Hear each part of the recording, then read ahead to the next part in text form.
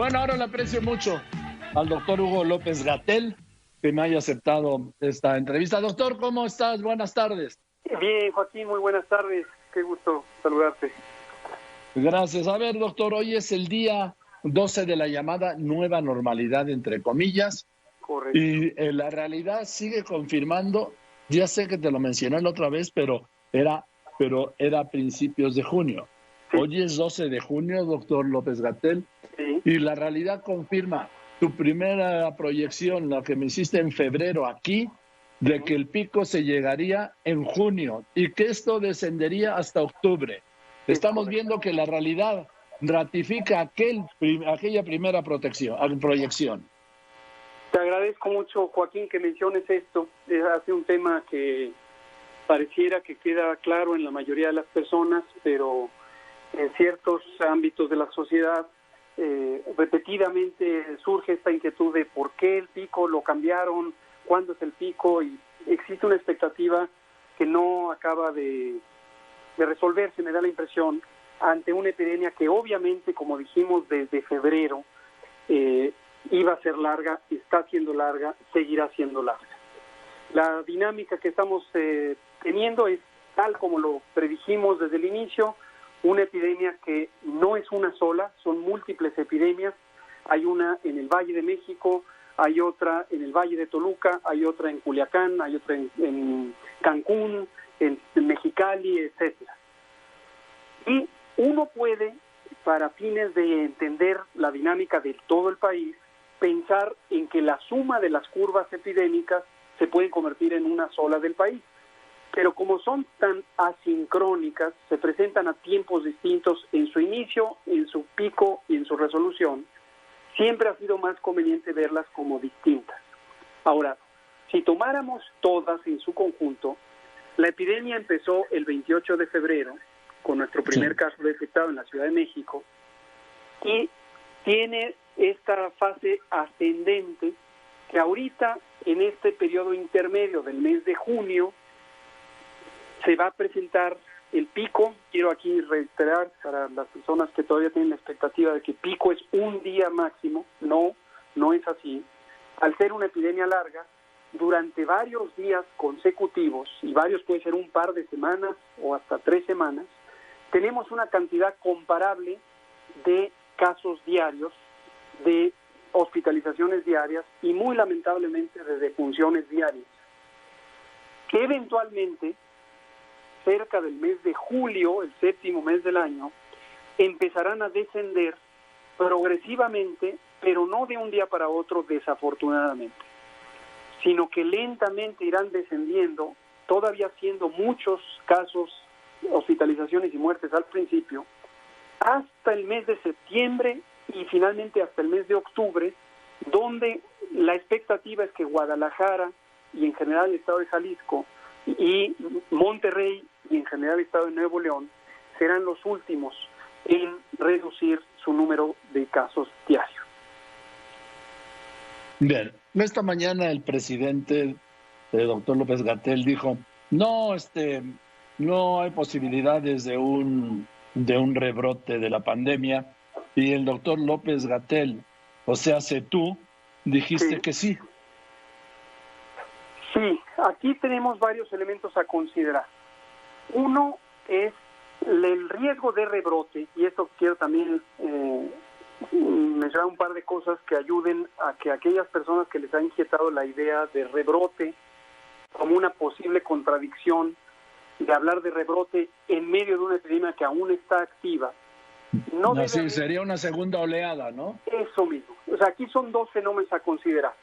Uno es una segunda oleada, y es que terminando en octubre, cuando ya esta primera oleada que empezó el 28 de febrero se resuelva, y es toda esta epidemia larga, que tengamos un nuevo repunte en octubre. Esa es una expectativa que en el mundo en general se tiene para el hemisferio norte. Todos los países del hemisferio norte tenemos la temporada anual de influenza que empieza en octubre y termina en abril del siguiente año, y existe una importante inclinación a pensar que podría, junto con la influenza, también volver a presentarse una epidemia de COVID-19. Entonces, eso sería la segunda oleada.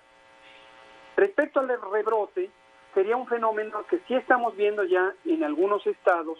Afortunadamente han tenido una respuesta positiva y muy inmediata. Pongo el ejemplo de Tabasco. Tabasco tuvo una curva epidémica que llegó más o menos hasta finales de abril, donde ya había alcanzado un descenso inicial, ya se estaban reduciendo el número de casos diarios en Tabasco, en particular Villahermosa, en la última semana de abril de 2020. Y desafortunadamente cambió la trayectoria de la epidemia y de repente al iniciar mayo empezó a subir, y ahorita tiene una epidemia muy activa de algo que ya venía en descenso, pero que no había llegado a estar completamente en cero. A eso nos referimos con los rebrotes. Este fenómeno puede ocurrir en la medida que se empiece a recuperar la movilidad en el espacio público, definitivamente Exacto. puede ocurrir. Exacto, yo se lo menciono porque hoy Claudia Sheinbaum dijo, pues que el lunes volvemos a la normalidad, que abren tiendas, tienditas, estaciones del metro, estaciones del metrobús, quita el no circula extraordinario que estamos viviendo. El presidente dice que la gente salga a la calle, y yo creo que a partir del lunes, en este escenario, doctor López-Gatell, va a empezar el número de contagios y vamos a ver los resultados pues en una semana, entre 7 y 10 días más. Qué bueno que menciona. No tuve la oportunidad de escuchar a la doctora Sheinbaum esta mañana, pero hablamos muy seguido. Hablamos justamente ayer en la noche en una sesión de trabajo con el propio presidente y todo el grupo de funcionarias y funcionarios. Nos comunicamos telefónicamente muy seguido o por mensajes, etcétera. Entonces, a reserva de escuchar lo que directamente haya dicho la doctora Sheinbaum, puedo ampliar elementos de lo que supongo o asumo se refiere, y es lo siguiente: no olvidar que además del interés de controlar la epidemia, y por supuesto esta es la prioridad, proteger la salud y salvar la vida, tenemos el otro enorme elemento, y cuando digo tenemos no me refiero al gobierno de México, ni solo a México, me refiero al mundo entero. Controlar una epidemia para la que no hay vacuna ni hay medicina solo nos deja el antiguo histórico recurso de la salud pública, que es precisamente el distanciamiento físico de las personas. Este distanciamiento físico nosotros le llamamos en su momento en México sana distancia, así le seguimos llamando, pero es una de las medidas más antiguas de la salud pública. Así se controlaron epidemias de cólera en el siglo XIX, aún antes de que se supiera que existía la bacteria que causa cólera, o epidemias de peste en la edad antigua, etcétera. Entonces, el recurso es muy útil, pero tiene un costo muy importante en términos de las consecuencias para la vida social, y en esa vida social se incluye la capacidad de sustentarse de las sociedades, incluyendo la producción de alimentos, la generación de riqueza, el estado emocional y psíquico de las poblaciones.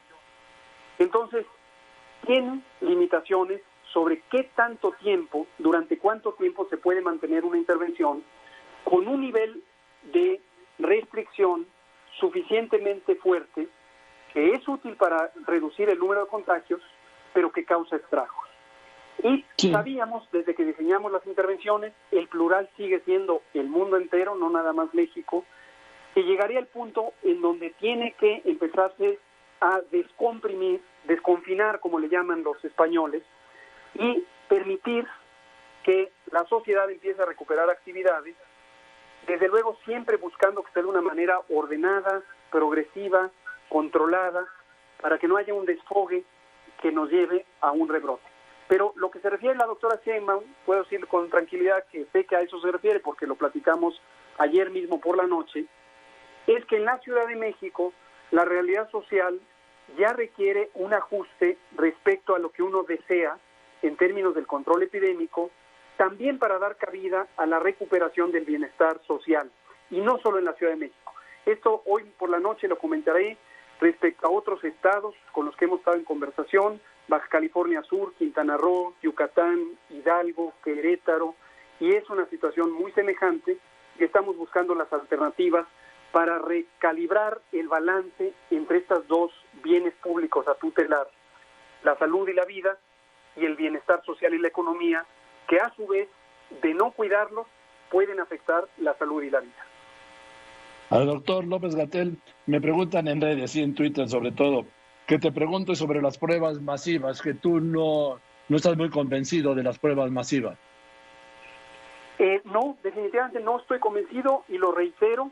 Y hoy algunos titulares de periódicos nacionales me llamó la atención que en este discurso, en este monólogo que han mantenido un poco alejado de la realidad durante todos estos meses del COVID, reiteran una falsedad, que es esta idea de que la Ciudad de México tiene un rompimiento con respecto al gobierno federal y mencionan específicamente el tema de pruebas. Esto es falso, simple y llanamente falso, porque precisamente el nuevo programa que ha anunciado la doctora Sheinbaum, no esta mañana, sino lo dijo el martes, es un programa muy creativo, muy bien integrado, en donde se tiene un acercamiento comunitario para la detección temprana de casos, para la contención a partir de casos identificados, para el manejo de brotes, para la promoción de la salud, para el monitoreo de personas enfermas con oximetría, etcétera. Y ese programa lo estamos trabajando con el absoluto apoyo del gobierno federal. La doctora Oliva López Arellano, secretaria de Salud de la Ciudad de México, fue a presentarlo también a nuestra conferencia, y no hay discrepancia alguna. Ellos o ellas no pretenden usar pruebas masivas en forma irracional. Eso nadie en el mundo lo propone, excepto quien pudiera quizá tener un interés económico en vender las pruebas, pero no lo propone así la OMS. Lo acabamos de ratificar en una conversación que tuvimos con la directora de la Organización Panamericana de la Salud esta semana. Acabo de colgar en una llamada técnica con funcionarios de los Centros de Control de Estados Unidos, control de enfermedades, los famosos CDC, y varios otros piensan lo mismo. La conversación que tuvimos con el gobierno de España la semana pasada, lo mismo. Nadie piensa en hacer pruebas indiscriminadas. Lo que piensan todas las agencias de salud pública del mundo es el uso racional de pruebas para tomar decisiones con base en el resultado de estas pruebas, decisiones fundamentalmente orientadas a interferir con la transmisión del virus. Ahora, hablando de las cifras, doctor, el número de nuevos casos confirmados ayer fueron 4.790, yo creo que es el día de más alto número de contagios. Sí. El número de personas estudiadas, de acuerdo con las cifras de anoche, fue de 11.777. Estamos hablando que entonces el porcentaje de casos positivos entre el número de personas estudiadas y los casos positivos ayer fue del 40.67%, el 40%. Es correcto. Eso es en promedio alrededor de 40, en algunos momentos hemos llegado a 43 o 44. El promedio de positividad es el índice de positividad.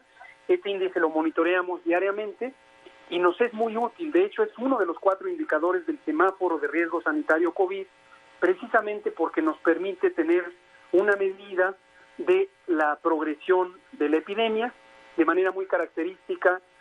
Cuando está la etapa de ascenso en la curva epidémica, del número de casos es cada día más grande, esta positividad también crece y se anticipa, de hecho, al crecimiento del número de casos. Por eso monitoreamos este indicador y posteriormente, cuando la curva va en descenso, antes de empezar a descender el número de casos, empieza a descender el número de personas que resultan positivas y es un indicador, por lo tanto, muy útil. Sí. Bien, pero es muy alto, ¿no? 40%. Es muy alto. A ver, sí. Más alto, ¿eh? Bueno, doctor López-Gatell, la otra noche, antes de la noche fue, o el miércoles, ya con esto del confinamiento, de repente no tengo claro el día. El doctor Alomía señaló que fue el día que hubo tantos muertos, que dijo, no, es que no son todos los muertos de hoy. Estos son muertos rezagados, y como yo digo, ¿y qué que sean rezagados? Son muertos. ¿Cómo no? Sí. Eso me parece una observación muy importante, muy valiosa, que nos permite distinguir dos cosas. Cuando hacemos estadísticas de un fenómeno de salud, que incluye además casos fatales de funciones, siempre nos interesa mucho recordar que una cosa es el propósito técnico de la vigilancia epidemiológica, es decir, el monitoreo del fenómeno de la epidemia en la sociedad, pero otra muy distinta es el significado humano de todas, absolutamente todas y cada una de las defunciones.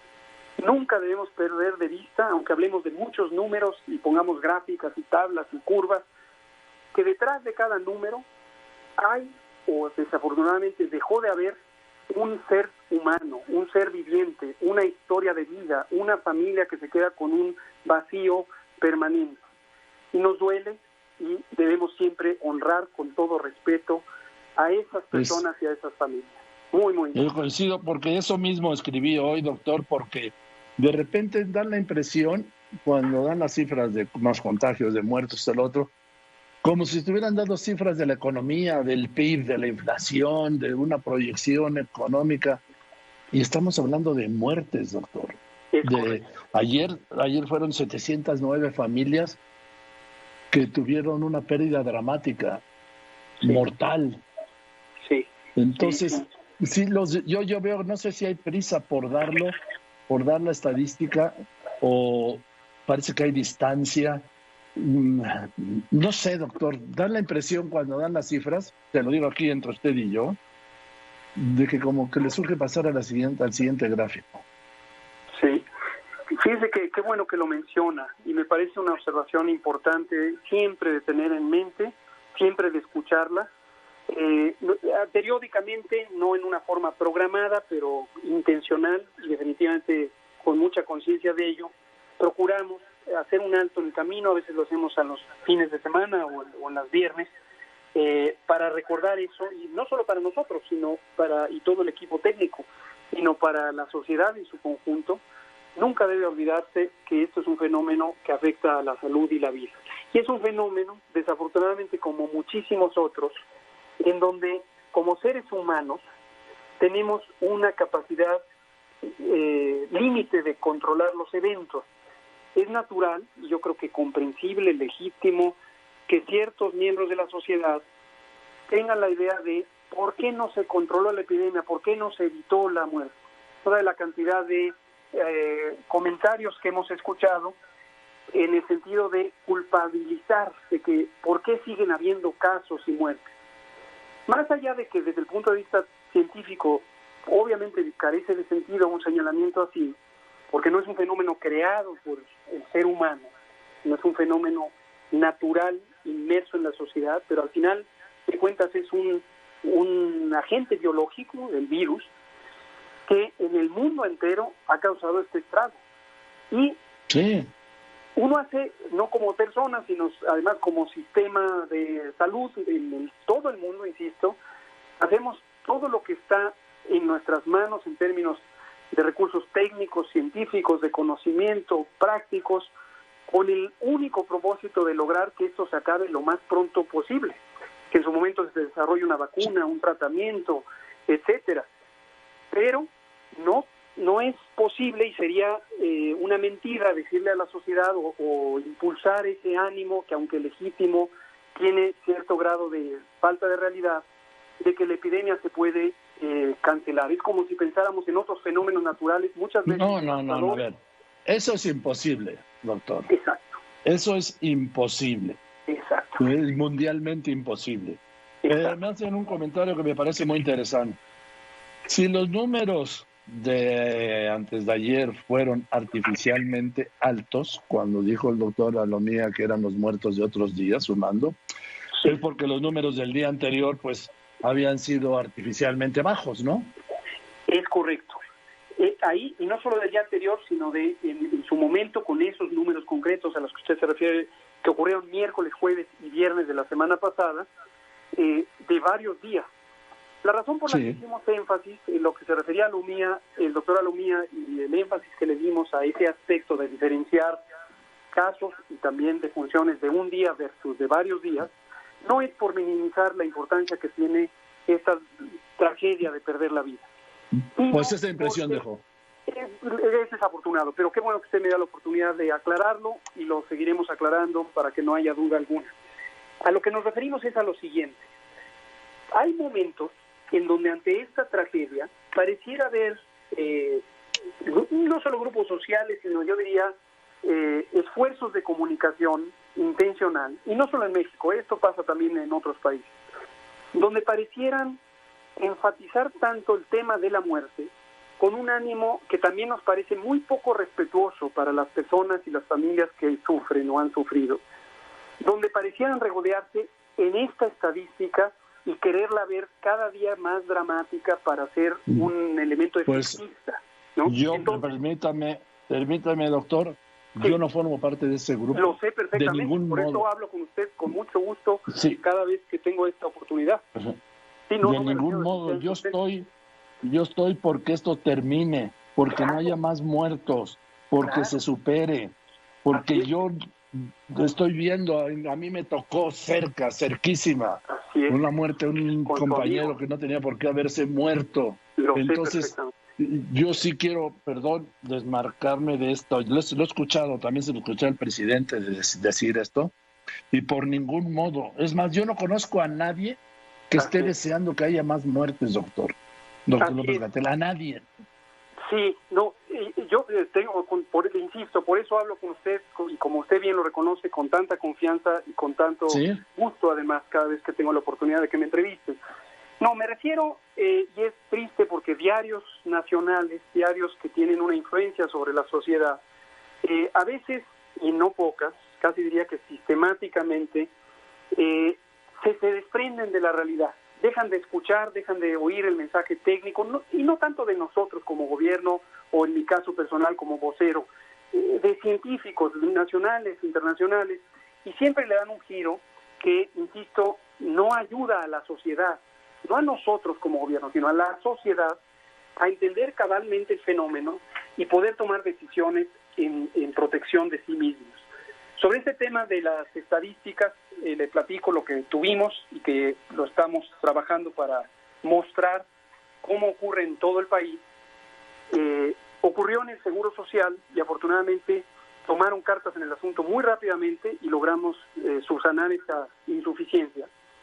El fenómeno es que se va retrasando la estadística de la mortalidad porque durante el proceso de transferencia de datos, de la confirmación por el laboratorio, de la integración del dato a las plataformas, se quedaron rezagados durante varios días, más de 3 semanas, este número de defunciones que anunciamos miércoles, jueves y viernes de la semana pasada, que fueron casi 2.300. Y entonces, en el momento en que nosotros tomamos conocimiento, y esto incluye al propio director general del IMSS, que no es responsable de esto, sino que tomó conocimiento súbitamente cuando se le informó, estamos obligados a comunicarlo en tiempo real. O sea, no podemos dejar pasar un minuto más de dar a conocer algo que sabemos y que es relevante. Pero lo dimos a conocer de golpe con esas, primero 1092, después 700 y tantas, y al día siguiente 640 defunciones, y eso fue interpretado como una señal de la velocidad de crecimiento de la epidemia, que no lo es.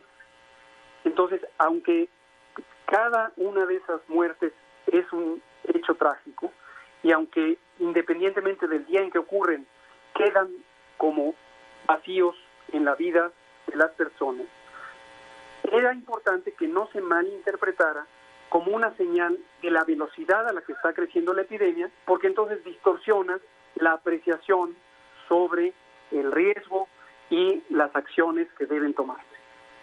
Bien. Ahora, doctor López-Gatell, me preguntan mucho también en redes, ¿qué pasa con los médicos cubanos? ¿Cuántos médicos cubanos vinieron, doctor? ¿Desde cuándo están aquí? ¿Cómo se les paga? ¿Se les paga a ellos? ¿Se les paga de gobierno a gobierno? Porque he escuchado muchos comentarios e incluso señalan un salario promedio de $3,600 por médico, cuando aquí un médico en las instituciones, ya sea en el ISSSTE o en el IMSS, tiene un sueldo, un promedio quincenal de 18,000 pesos. ¿Y qué es lo que están haciendo? Sí, desconozco los detalles, pero le digo lo que sí conozco. Esta es una operación del gobierno de la Ciudad de México. La Ciudad de México tiene sus propios mecanismos de vinculación internacional. Obviamente, como en todos los casos, tienen que ser aprobados por la Secretaría de Relaciones Exteriores. Tiene que tener un beneplácito, cualquier colaboración internacional que establezca cualquier entidad federativa de la Cancillería. Pero sí, es una iniciativa de la Ciudad de México, y el propósito en su momento fue el reforzar la capacidad de respuesta, no solamente en parte médica, sino también en parte de atención en salud pública para COVID. Cuando eso se planteó, la Ciudad de México identificó que podía acudir a recursos que de manera ordinaria para los programas de salud se financian desde la Federación, igual que para todas las entidades federativas, y es donde el INSABI, que tomó las responsabilidades y atribuciones del antiguo Seguro Popular, tiene la capacidad de hacer las transferencias para programas de salud que se administran, se regulan y se diseñan para cada entidad federativa. Es decir, cada entidad federativa tiene autonomía técnica para hacerlo. Entonces, es lo que conozco y no sé exactamente a cuántos hay, cuánto se les paga y las actividades específicas que hacen. Me parece que la secretaria de Salud de la Ciudad de México lo comentó hace unos pocos días. Bien, lo voy a buscar, pero entonces es exclusivo de la Ciudad de México, lo de los médicos cubanos. Sí. Bueno, doctor, pues entonces, doctor López-Gatell, luego me hablas de tú, luego me hablas de usted, ya nos hablamos por favor, de tú está excelente, Joaquín. Oye, Hugo, entonces, la semana que viene seguimos en alerta máxima de contagios, que quede bien claro. Sí, sin embargo, anticipo y ante la oportunidad de esta entrevista que es previa a la conferencia de en la tarde, donde anunciaremos el nuevo semáforo que estará en vigor el próximo lunes, tenemos una calificación, por ahí se filtró una versión muy preliminar del semáforo. Quiero desde ahorita desautorizar esa versión preliminar porque era preliminar. La mecánica que tenemos, eso lo hemos también planteado abiertamente, desde que tenemos esta muy buena relación con la CONAGO, con la Conferencia Nacional de Gobernadores, establecimos un mecanismo de consenso en el que tenemos una teleconferencia a la semana, o videoconferencia, la tuvimos el martes, con la ayuda de la Secretaria de Gobernación, quien nos coordina, y obviamente también el doctor Alcocer, y acordamos que nosotros, en cuanto tenemos la calificación del semáforo, que lo evaluamos al inicio de la semana, se lo compartimos a los gobernadores los martes. De CONAGO.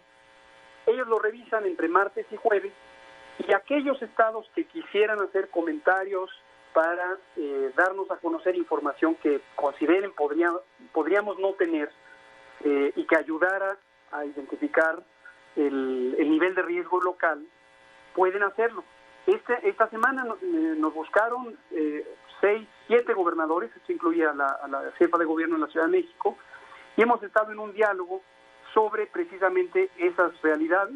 En unos minutos voy a tener la oportunidad de hablar con el gobernador Francisco Domínguez de Querétaro, y vimos que nuestro criterio original tenía un componente muy restrictivo que le restaba riqueza al semáforo. El componente era un punto donde cada uno de los 4 indicadores puede variar en los colores verde a rojo, pero al final, por diseño, imponíamos que en cualquiera de los casos el color más alto era el que privaba para el resultado del semáforo de cada uno de los estados.